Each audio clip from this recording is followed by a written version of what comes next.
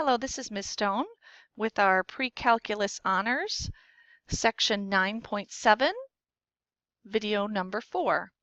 This is for example number 4 in our packet, and we've got a chance here to analyze a polar graph.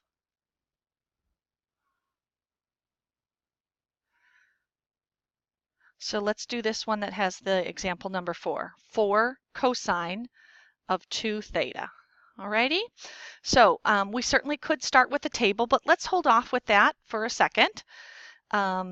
We have symmetry that we need to check, and I'm not sure that we have enough space up here. So if you don't mind, I'm going to scoot down, and we're going to try the 3 different kinds of symmetry. The first one we want to do has, with respect to the line,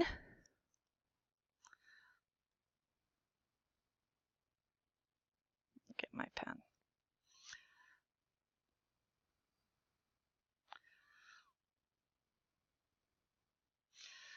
Symmetry with respect to the line theta equals pi over 2. Okay, and there are 2 ways that we can test for that, but maybe the simpler way in this case is to see if we can get r, and that happens when we plug in pi minus theta, and then we see if we get r. Okay, so let's give that a shot. So right now we have r equals 4 times the cosine of 2 theta, but instead of theta, I'm going to go ahead and put in pi minus theta, okay? And I want to see if I get the same exact equation as I started with, all right? So when I distribute the 2, I get 4 cosine of 2 pi minus 2 theta, and this still is a quantity.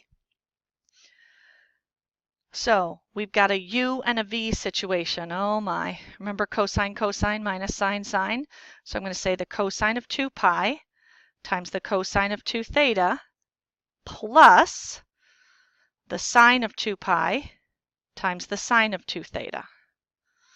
Okay, that's a difference of cosines. And then I'm going to be taking 4 times that entire quantity. I have 4 times, well, let's see, the cosine of 2 pi is just 1.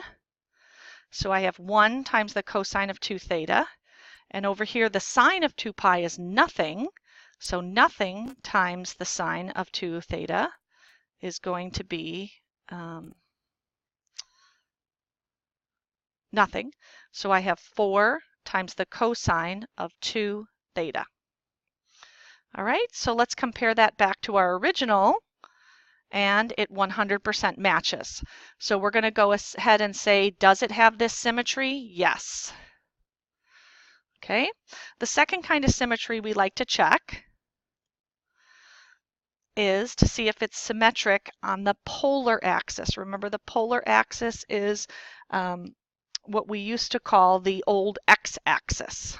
Okay, and for polar axis symmetry, again, we do have 2 ways that we could check for this, but let's go for the simpler one where we could plug in negative theta, and what we want to do is see if we get r. We want to know if it's the exact same r, okay? So I'm going to go ahead and take my equation, 4 times the cosine of 2 times negative theta. When I multiply 2 times negative theta, I get 4 times the cosine of negative 2 theta. The cosine of negative 2 theta is the exact same as the cosine of 2 theta. One time I'm going down and around, one whole time around the unit circle, and one time I'm going up and around. So these are actually equivalent. And therefore, I have symmetric with respect to the polar axis. This is a yes as well. Okay, and then my third kind of symmetry that I'm going to check for is what we call pole symmetry. This is the kind of thing that we used to call in functions symmetric with respect to the origin. So we're going to go ahead and do, again, we have 2 options, but let's go ahead and do the one where we plug in pi plus theta, and we want to see if we get the exact same r. The other options, you guys, sometimes then we would see if we had a negative r, and that just can be a little bit confusing at times. So you certainly have your options of how you want to test for these symmetries. So I'm going to say r equals 4 times the cosine of 2 times pi plus theta, which gives me 4 times the cosine of 2 pi plus 2 theta, and that is a quantity I need to keep together. And I have a u plus a v. So this is 4 times cosine cosine, oh, excuse me, 2 pi cosine 2 theta. And then I'm going to use minus sine sine. Sine of 2 pi times the sine of 2 theta. Sorry, I ran out of a little bit of room there. Okay, and the whole thing's going to be multiplied by 4. We know that the cosine of 2 pi is 1, so I have 1 times the cosine of 2 pi. And we know that the sine of 2 pi is 0, so 0 times anything is 0. So I'm looking at 4 times the cosine of 2 theta.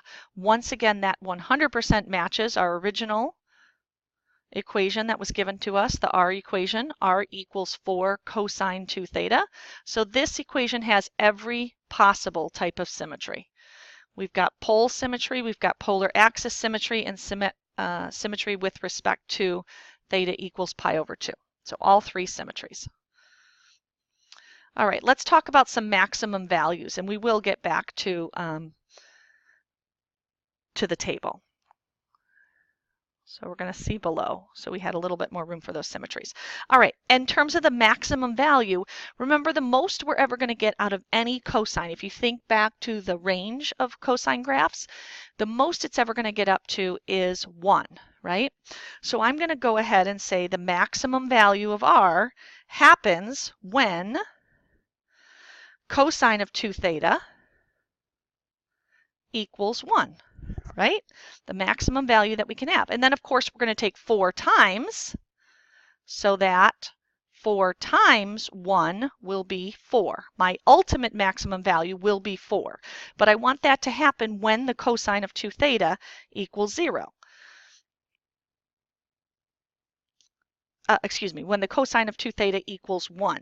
So when does that happen? The cosine of 2 theta equals 1 whenever 2 theta equals, well, let's see.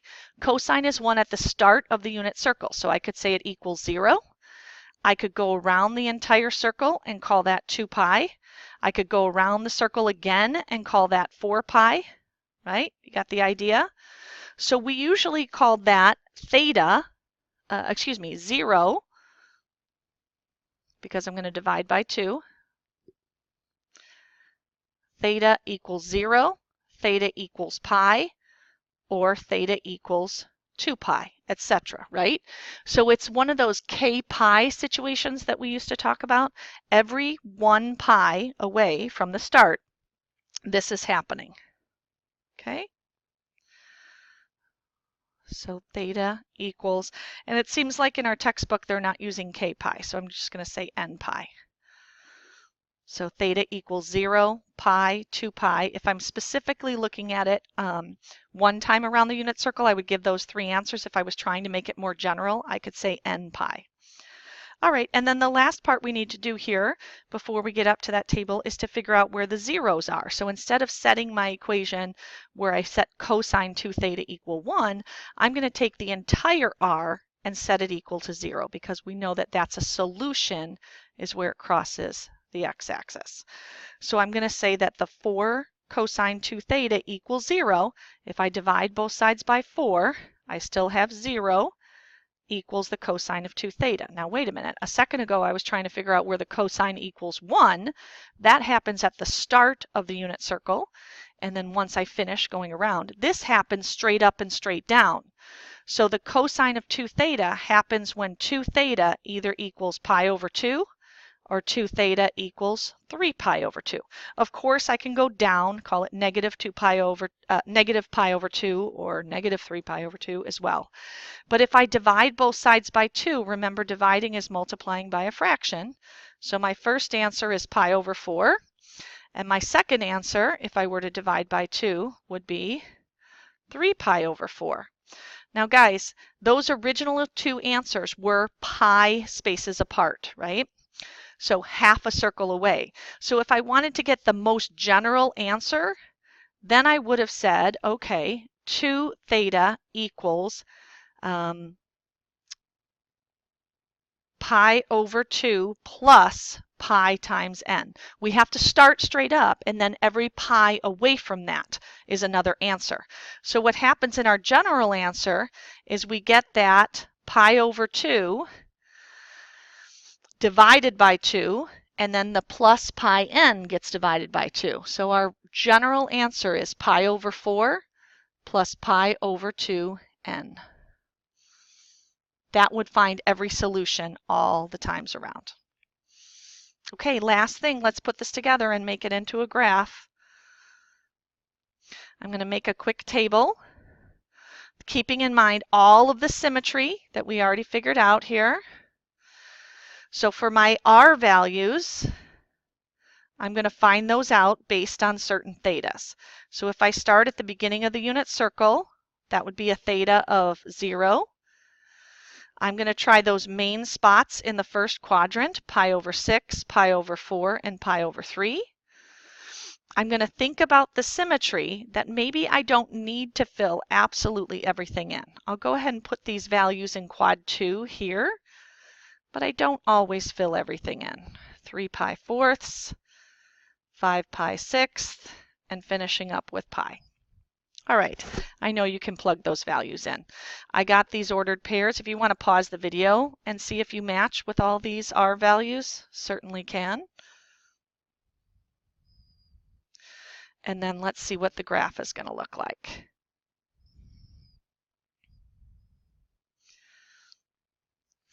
So we are going, excuse me for that calendar, we are going to the point theta equals 0, R equals 4. 1, 2, 3, 4. I'll number by ones.